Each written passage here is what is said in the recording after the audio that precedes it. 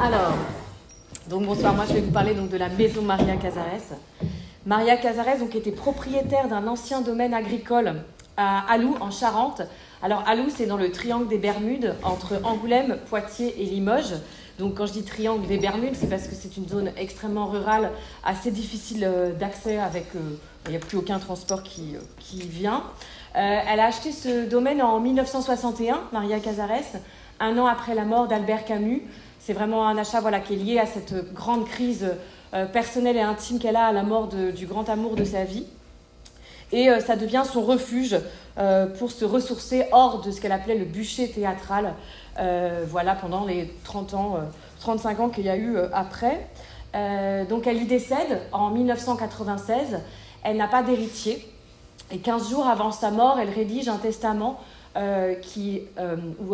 elle lègue le domaine et tout ce qu'il contient à la commune d'Alou pour remercier la France d'avoir été une terre d'asile pour elle et sa famille, puisqu'elle avait fui la dictature de Franco. Son père était même homme politique espagnol. Et d'ailleurs, il y a toute une histoire comme quoi les maisons des artistes et les maisons des gens qui ont habité le TNP sont quand même liées. C'est que donc en 1996, le conseil municipal d'Alou, donc il faut imaginer ce petit village de 500 habitants, découvre qu'il devient propriétaire du domaine de la Verne, donc un grand domaine avec 5 hectares de parc. Voilà un ancien domaine du XVe siècle. Donc ils sont un peu ébahis et ils se disent mais qu'est-ce qu'on va faire du domaine de la Vergne? Alors on apprend quand même au fur et à mesure des années qu'ils voulaient faire la maison de la chasse et de la pêche.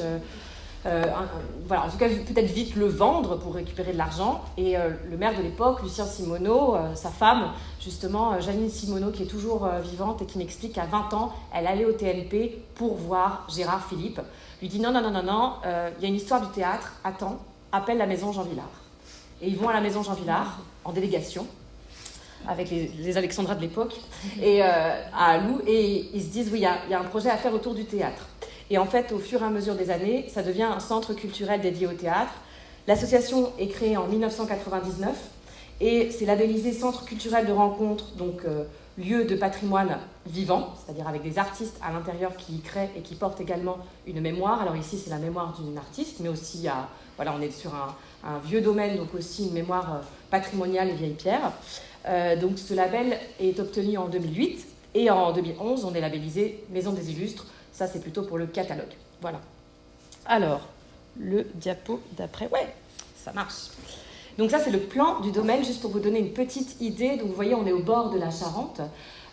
Donc ça fait 5 hectares au niveau du parc. On a 4 corps de bâtiments. Le logis, qui est la maison où en fait Maria Casares a laissé tous ses meubles. Donc il y a ses meubles, sa bibliothèque. Donc c'est vraiment la maison où elle vivait, qui est inscrite à l'inventaire supplémentaire des monuments historiques. Il y a les dépendances qui ont été rénovées. Donc il y a 8 chambres qui peuvent aujourd'hui accueillir les artistes, 8 studios avec toilettes et salle de bain séparées, une grande cuisine et une grande salle à manger. Et l'ancienne grange, qui est ici écrite espace de création, a été justement rénovée lors d'une grande campagne de travaux en 2008 et est devenue une salle de spectacle d'une centaine de places.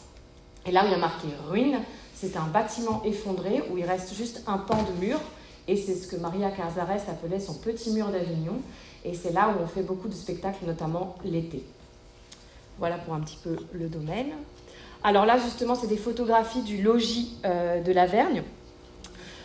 Donc vous y voyez la bibliothèque, le salon. Alors la particularité de la Verne, c'est en effet d'avoir cette atmosphère très particulière, puisque Maria Casares, les meubles ont à peine bougé depuis son décès, donc on sent vraiment l'âme de la personne qui y a vécu.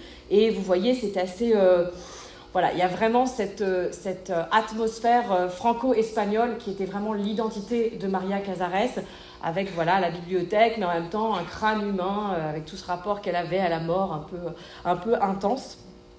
Et vous voyez, dans la petite photo en bas, c'est le salon devant la grande cheminée. On a des comédiennes qui sont en train de répéter, puisqu'en fait le grand enjeu de ce type de lieu et de maison, c'est comment on garde le patrimoine, on le sauvegarde, c'est-à-dire qu'on protège cet intérieur sans le muséifier, puisqu'il perdrait tout son sens. Donc comment on le protège tout en y maintenant une vie. Et là, on est dans le salon de Maria Casares, elles sont assises dans ces chaises devant la cheminée, mais elles sont en train de travailler. Alors, qu'est-ce qu'on y fait dans cette maison Maria Casares aujourd'hui? Alors, donc, on est vraiment spécialisé sur le théâtre. Donc, on a tout un accompagnement à la jeunesse, notamment avec ce qui s'appelle le dispositif Jeunes Pousses. Donc, c'est un accompagnement des jeunes metteurs en scène qui sortent justement de toutes ces fameuses écoles, qu'on accompagne sur 2 ans, c'est-à-dire on les choisit sur dossier avec un comité de professionnels associés, et on en choisit 4 tous les 2 ans, et on les accompagne jusqu'à la création de ce premier spectacle. La première année, on leur donne une bourse, on les accueille sur 3 semaines, on les nourrit, on les loge, ils ont accès à l'espace de travail, puis ils présentent une maquette, donc un extrait de leur spectacle, au public et à des professionnels, ce qui permet de tester des premières choses et puis aussi de se faire repérer déjà par la profession. Puis après, on les accueille une 2e année pour un temps de répétition. Ils peuvent aussi aller répéter dans d'autres endroits qu'ils ont réussi à convaincre suite à cette présentation de maquette. Et ils présentent la création finale et les dates sont achetées. Voilà, si je précise aussi tout ça, c'est pour vous expliquer qu'on essaye d'accueillir des artistes. Ce n'est pas juste leur ouvrir les portes et leur dire « venez », c'est leur donner les conditions de bien travailler. On travaille aussi avec des auteurs en résidence, des auteurs qui ont toujours ou des bourses pour écrire lorsqu'ils sont à la Maison Maria Casares ou qui sont dans des parcours de création avec d'autres structures culturelles aux alentours. Voilà, toujours des choses structurées. Et la photo que vous voyez en bas, on travaille beaucoup évidemment en dispositif éducation artistique et culturelle avec les établissements scolaires autour de chez nous. Il faut savoir qu'en Charente-Limousine, donc notre communauté de communes, on est la seule structure culturelle en dehors des médiathèques. Donc en effet, il y a énormément de demandes. Et le deuxième grand pilier de nos activités, c'est le festival d'été. Donc tous les étés, on fait un festival de 4 semaines, dernière semaine de juillet, 3 premières semaines d'août, où on fait la même programmation tous les jours, du lundi au vendredi sur ces 4 semaines. Nous, on milite sur des temps longs de diffusion de spectacles pour que le bouche à oreille puisse avoir lieu et justement pour pouvoir capter un public qui ne va pas forcément au théâtre et dont il entendrait parler des spectacles. Donc on fait un goûter spectacle pour les enfants et les familles à 16h30, un apéro spectacle à 18h30 et un dîner spectacle à 20h30. À 20h. 20h30, c'est un peu tard. Et on fait également...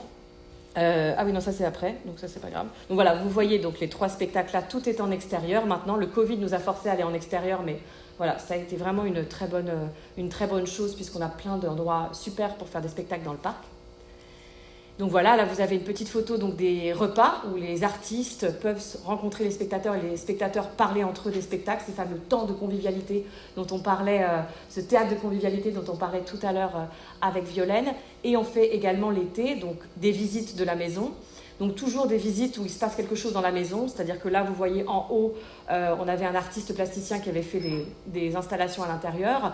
Cette année il y avait une exposition sur le TNP avec les costumes prêtés par la maison Jean Villard. Et en bas, vous voyez un parcours sonore, on fait également des parcours sonores dans le parc. Et là c'est sur la correspondance entre Albert Camus et Maria Casares. Voilà, pour allier toujours la création et la mémoire. Merci beaucoup Johanna. Salut,